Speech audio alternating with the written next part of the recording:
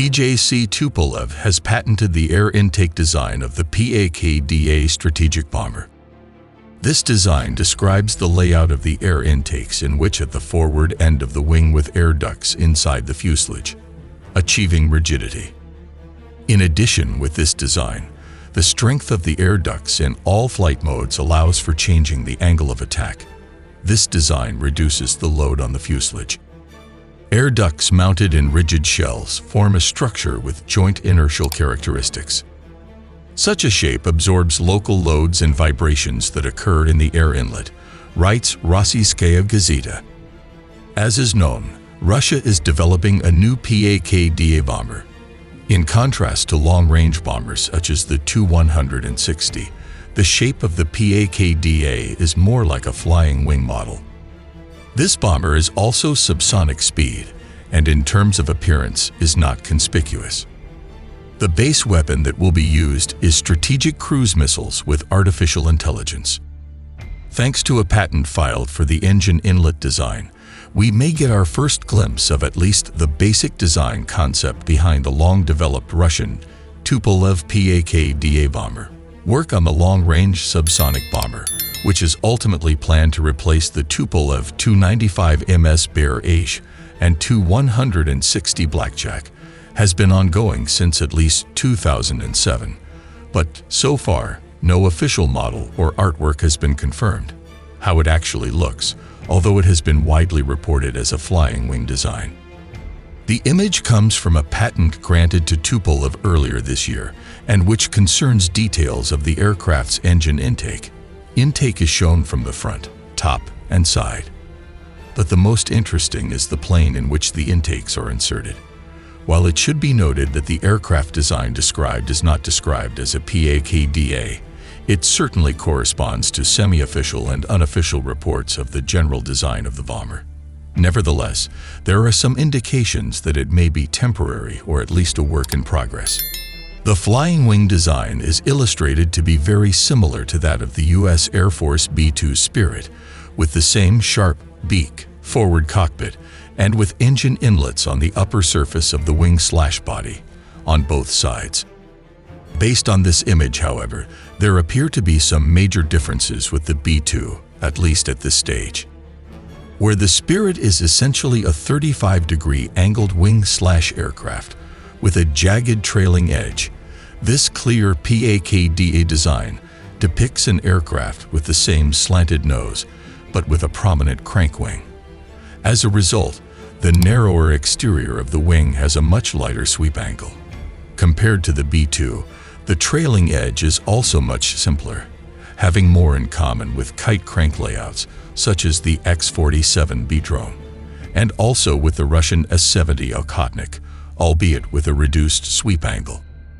Other than that, the trailing edge simplicity is, at least, very much like the official rendering of the U.S. Air Force's new B-21 Raider. Again, however, it should be noted that some of the depictions of the B-21 release so far may differ in some aspects from the final aircraft. Another difference is the power plant arrangement, with two engines embedded in the wings/body, in contrast to the Spirit, which has 4 turbofans.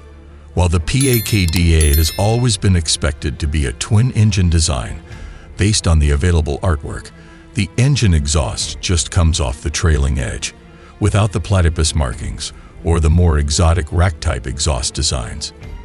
This would show, at least in this form, that the design is not as stealthy as the B-2 in both the IR and RF spectrums, especially when viewed directly from the rear hemisphere and especially from that direction and below. Overall, the intake and exhaust designs are some of the most difficult to master in terms of low observability, something we've covered in the past with regard to the B-21. In general, the patent drawings show an aircraft that clearly does not belong to the very low observable class, VLO, but rather has some thought given to the low observable level, LO. Like the B-21, it could have a high operating ceiling, but in terms of stealth, it appears to have the same relationship with the B-2 as the Su-57 Felon does with the F-22 Raptor. Most obviously, angular alignment is largely missing in this design, much like the LO exhaust concept. And of course, many other aspects go into the sophisticated stealth design, including elements that are not directly visible, such as the upholstery, the design of the openings, and the intricate structures that lie beneath the skin. Nonetheless, the final PAK-FA could certainly bring in more subtle design elements, with more attention paid to LO, but it seems that a design balance between cost, technological know-how, performance, and low observability is likely, as we have seen in the following: the past with sophisticated Russian design.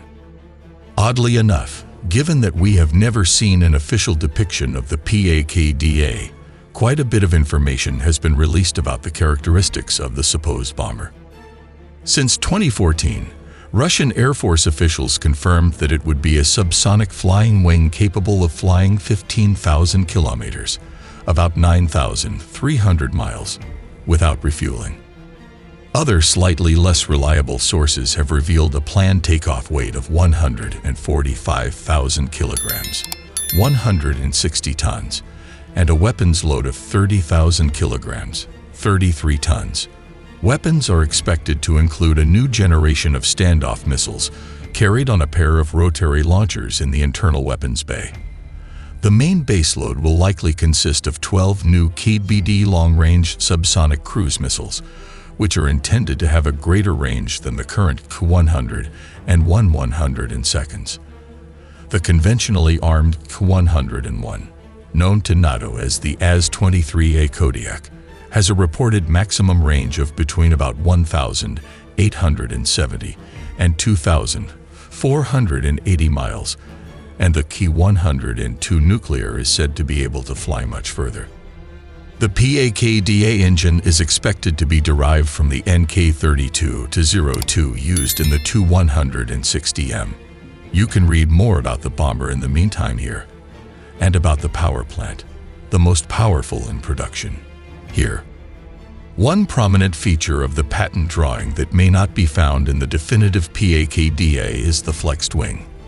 Russian aviation expert Pyotr Butowski, in a recent article for Aviation Week, claimed that the latter aircraft will likely have a constant leading angle, like the B-2 and possibly the B-21 Raider as well. Indeed, the change will lead to a configuration much more similar to the official rendering of the B-21. Whatever the connection between the aircraft's patented design and the completed configuration of the PAK-DA, this appears to be the latest turn in the story of the mysterious aircraft, designed to replace Russia's current fleet of manned bombers. Until now, this program is still constrained by delays and limited funds. With the Russian military now caught up in the conflict in Ukraine, and with sanctions affecting the country's industrial production capacity, particularly with regard to high-tech aerospace components, the timing of the patent may come as a bit of a shock. The PAK-DA, or Perspektivny Aviatsny, Dalny Aviatsy Complex, which translates as Future Air Complex of Long-Range Aviation, started at least in 2007 when the competition process was first announced. This saw Tupolev selected and awarded a 3-year contract for conceptual design work in 2009. In early 2013, the Russian Ministry of Defense approved Tupolev's PAK-DA proposal, and a contract was awarded to Tupolev at the end of the same year for preliminary technical design work.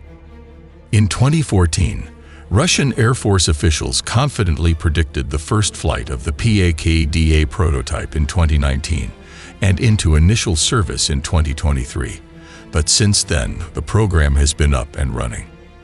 Indeed, the Kremlin's previous military campaigns in Ukraine, including the annexation of Crimea and the earlier conflict in the Donbas region, saw the PAK-DA program receive a reduced priority. It was at this point, in 2014, the decision was made to resume serial production of the Tu-160 and postpone the PAK-DA as a cost-saving measure.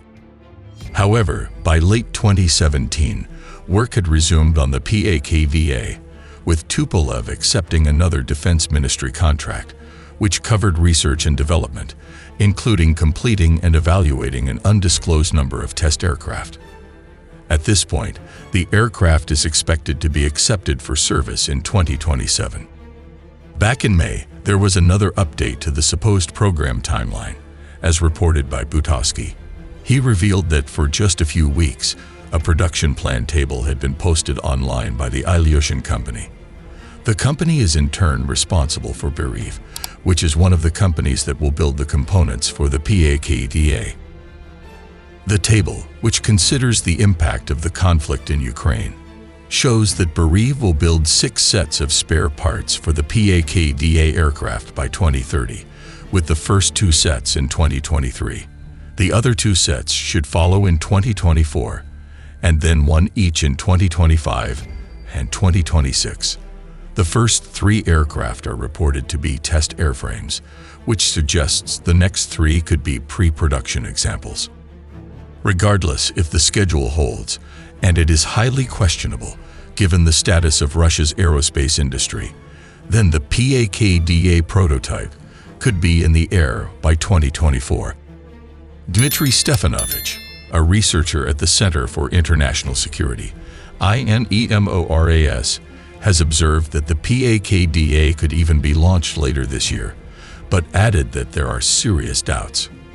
He also said that the first flights could happen sometime in 2025 or 2026, followed by serial production starting from around 2028 or 2029. In any case, the timeline will almost certainly lag behind the delayed B-21 and China's new H-20 bomber. Perhaps most interesting, however, is the fact that the PAK-da appears to remain a central element of Russia's military plans, despite the war in Ukraine and the added pressure placed on manufacturing efforts. After all, in addition to the shortage of critical components caused by the sanctions, there was a requirement to provide attrition replacement and also to continue to replace older Soviet-era equipment. The big question, however, is whether there is a realistic chance for Russia to actually build the PAK-da and put it on the air, whenever that is possible. In his favor was the fact that Tupolev appeared to be taking a low-risk approach to the project. While the large flying wing configuration is new to Russia, there are plans to use most of the subsystems and weapons from the Tu-160M and from other existing aircraft. At the same time, the S-70 Okhotnik is likely to provide useful data in terms of flight control systems and LO and flying wing designs. In addition to the aforementioned engines, based on the Tu-160M, the PAK-da must have an active electronically scanned array, AESA, radar derived from that used on the Su-57 Felon fighter jet. In addition, it appears that the program as a whole is now relatively advanced, despite being delayed earlier. There is also the question of the prestige and high priority that the long-range aviation branch gives as part of a strategic nuclear force. On the other hand, the Su-57 program has shown that while Russia may be capable of building a new generation fighter with a full suite of subsystems, including avionics and weapons, actually producing these in meaningful numbers is a different matter. The Kremlin ordered 76 Su-57s in 2019, but so far only a handful of pre-production and production aircraft have been delivered to test units. However, the most critical is the issue of sanctions, especially regarding access to high-tech electrical components.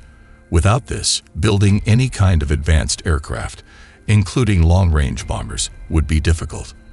As Butowski states, if the Western embargo on shipping, introduced after Russia's invasion of Ukraine in February, is effective, it could block the production of the aircraft in Russia.